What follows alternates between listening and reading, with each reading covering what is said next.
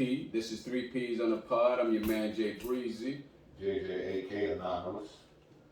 This is E double Estelle Kool-Aid. Speaking to the mic, Estelle Kool-Aid. I'm in the mic. I like It's been a while the mic since in my mouth. you like a mic in your mouth. Yeah. It's been a while since y'all heard from us, and finally, The Rock. I'm just kidding. Finally, you get to see kind of, sort of, that missing third P.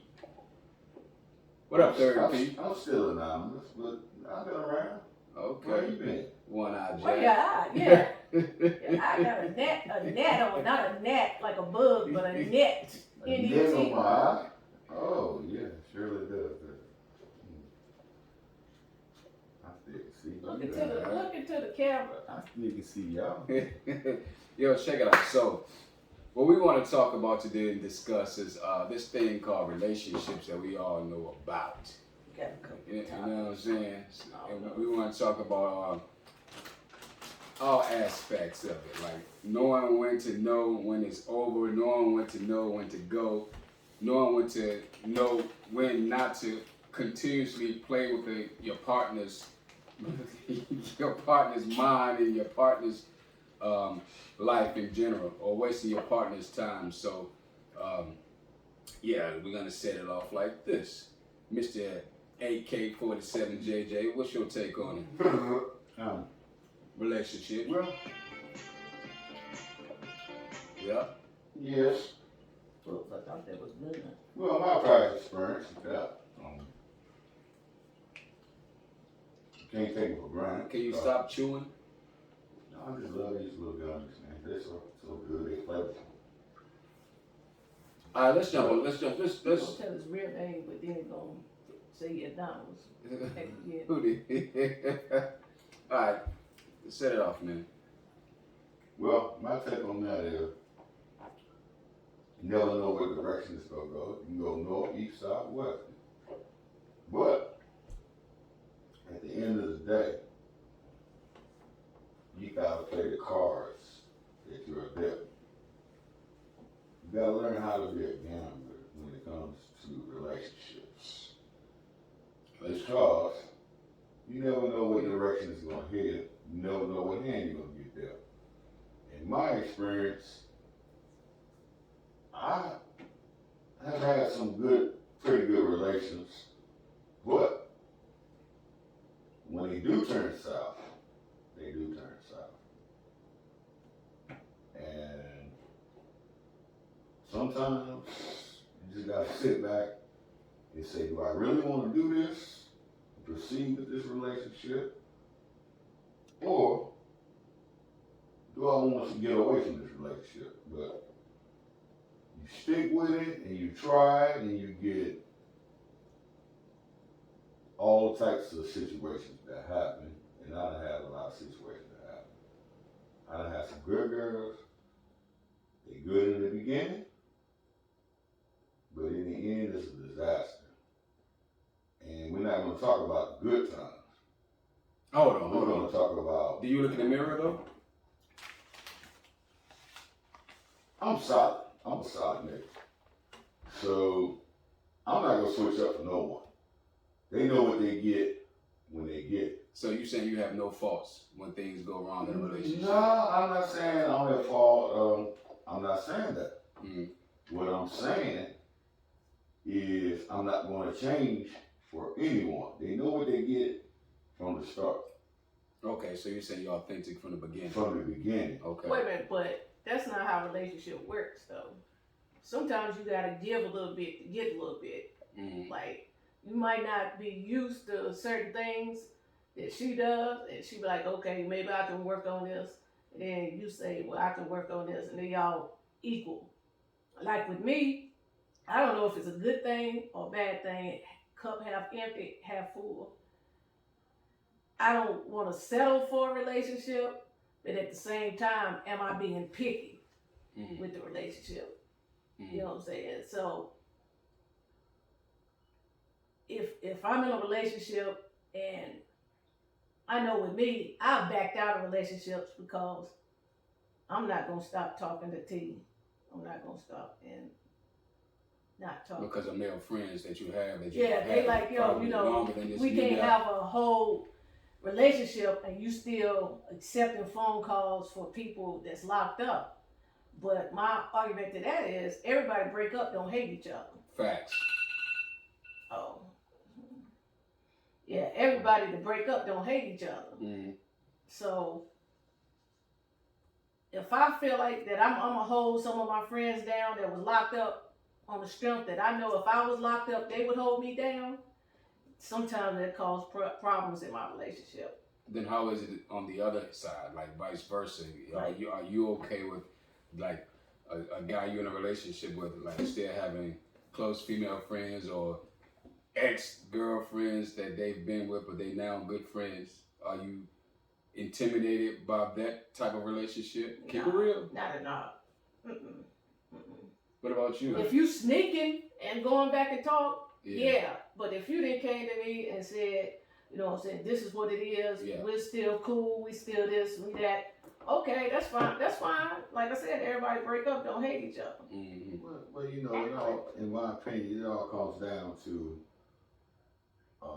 just putting all the cards on the table from the beginning. Because if you don't, they find out what type of monster you really can be, then it's going to be some trouble later on down the road. So I just say lay it all on the line from the start. Let you know, yeah, I do this, I drink, I smoke, you know, everything. Don't hide nothing. Because when it comes out and the other person, the other party or whatever are disappointed, right, it's because you didn't lay it on the line from the start. But what if you did lay it on the line and they still end up... Well, it's not a relationship then. It's not a relationship. They don't have no understanding. You lay it on the line and they can accept who you are and what you do, then my thing is it's not a relationship. I ain't even gonna call it a friendship. It's more of a dead-end-ship. Because it's not gonna go nowhere. So on that note, friendship and what you said too, like, what do y'all think about? Because I have this question too. Like, I'm friends. I can maintain friendship with a lot of my ex-lady friends, right, except baby moms. We cool, but it's not like that. But what do y'all say about, like, if you can't be friends? My thing is this: if you can't be friends with a person you're in a relationship with, then y'all were never really friends. Nah, that's what I call fakeness from the beginning. Because you're still supposed to have an understanding from beginning to end. It's not a marriage, but the understanding is supposed to be there to do in a relationship, right? From the start. I mean, I can be cool with you. Don't mean I got to go to bed with you and sleep with you and hang with you and go on a trip with you or whatever, but won't never real from the beginning. That's what I said. So Estelle, you had a few topics that you wanted to touch on. Oh, the conversation about what was on Instagram about do money make a relationship? Is that the foundation of a relationship? I don't know. Nah, I think it's a roll of the dice. I mean, each situation is different. You really think? I know men can do it, but do you really think, from a woman's perspective, do you really think a woman can fall in love with a broke ninja? Wait a minute. It's a difference between broke and don't have no goals, just sit around playing video games and all that stuff all day, versus you got a job, and you're trying. Yeah. Yeah, I could deal with that. You're trying, and this just might be the best job that you could get at the time, or whatever. Like I could deal with that versus just sit around and don't do nothing, ain't got no type of hustle, don't have anything going for themselves. No, I can't deal with it. Yeah, my dad would always say $1 is better than nothing. Yeah, go Alfred. Well, you know, I mean, my thing with that is you knew what you was getting into from the start. If the man ain't had no money from the beginning, then you know 9 times out of 10, or vice versa, man, woman, they're not gonna have no money during the relationship. So it's more the individual knowing what they're getting into. It's like buying a vehicle. You gotta have certain qualities of that vehicle that you like to buy that vehicle. You're gonna spend your money on that vehicle. Maybe the car drive by itself, or maybe the daggone camera in the back of it, or whatever. It don't make no difference. But you know what you're getting from the start. Mm. Not always. Not always, because sometimes I might get shot for this, but sometimes, a lot of times, I think more than males, women hide who they really are in the beginning. And then once you get all comfortable, and once they get all comfortable, they pull the mask off and then they show you the real it's not a relationship if you're not being real from the start. It's not really a relationship. You're not trying to make it a relationship. If you got to hide anything past or whatever you've done in the past, then it's not a relationship. But sometimes when you first start, you're not comfortable enough to reveal everything. But to go back to what he's saying about if they don't have anything, what they come with at the beginning, and then don't expect nothing different, I think the opposite. Because this person may have goals and might be having to work up to something. Might not have nothing when we first start, but I might can help him build to help true. his goals. I agree with that. And I invest in his business or any of that. But how long do you have to wait for that? That's my point. How long? If you in a relationship, what if he's proud? What if he's proud and don't want to ask you for assistance or your help because he is alpha male and he got that pride? As long as he's not taking from me, like he's content and he's still borrowing money and borrowing things for me, no, you can't have that pride because you still borrowing stuff for me. No, I mean not asking you for anything though. He don't have. But his pride won't even let him ask you for a help. I mean, that's fine as long as it's not affecting me. But if he's broke, it will kind of affect your relationship. Say like y'all going out and you find yourself paying all the time or whatever. So that goes back to what I'm saying. As long as it's not coming out that's coming out my pocket. So then that's a problem. Okay. But if he's in a situation, for instance, he might have kids, might have something, got his kids that he can't go get a second job or something to make his situation better. I can deal with that. But if you got empty time, you got time to go get another job. Right. To try to come up. Yeah. So that's the difference. Gotcha. But that's something that I got to figure out. Do I want to deal with somebody just content? Like me and JJ was talking about earlier, some people are just content with eating and having a house and just coming home every day, living week to week. Right. And I was like, I'm not content with that. I want to take trips. I want to do nice things. Yeah. So it's all about, are you okay with what his goals is or her goals are? So what if you did stuff like you booked trips, you paid for the trips. But then once y'all get to y'all destination, he pays for everything else. I mean, that's 50-50. Yeah, that's fine. I agree with that. That's fine. That's where a relationship supposed to be. Half and half. You do the other part, and I do the other half of the part. That's what it's supposed to be. When is it time to know it's not working out though? I mean, when do you know how to let it be known that this is not right, I'm not feeling right, this is not working, I'm holding you back, or I'm wasting your time?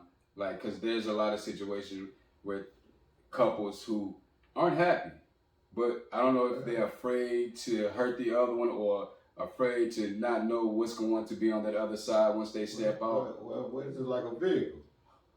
It starts spinning. Look, it can spin. It might have a nice engine on it, But it's not going nowhere. It's spinning.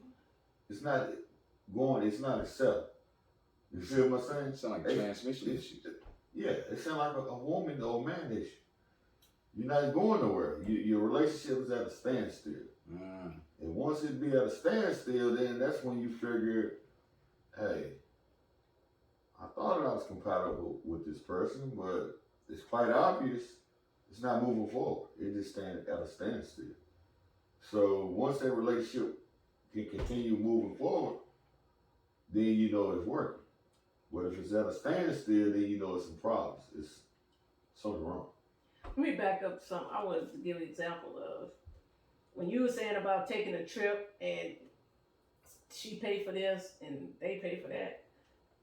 To me, it's almost like that with a friendship. Like, I don't like going places with friends and you find yourself paying for everything. Not even that, the fact that I gotta say it. Say what? Like, how can I describe it? If we go out to eat, I like being around people that I pay for the food, and it's not gonna be reason I'm paying for the food because you got the food later. It's just because both of us got money, and it ain't no big deal. Yeah. You know what I'm saying? It ain't, I gotta pay you back or nothing like somebody that keeps tab on every damn $2-3. You owe me this and you owe me that. Yeah, that sucks. You know what I'm saying? That's usually the destruction of a relationship. When that happens, it's at the ending point. I'm talking about just even just friends, just being around friends. Even friends, anything. You know what I'm saying? I mean, you should just come out your heart and just say, hey, I got you. And then the next time the other or whatever, just say, yeah, I got you this time. You did me last time, whatever. Well, and that's the thing I'm saying. It to me, I don't even want it to be verbally like you got me last time. It's like whatever. Automatic, yeah. You know what I'm saying? I ain't looking for you to pay for it this time.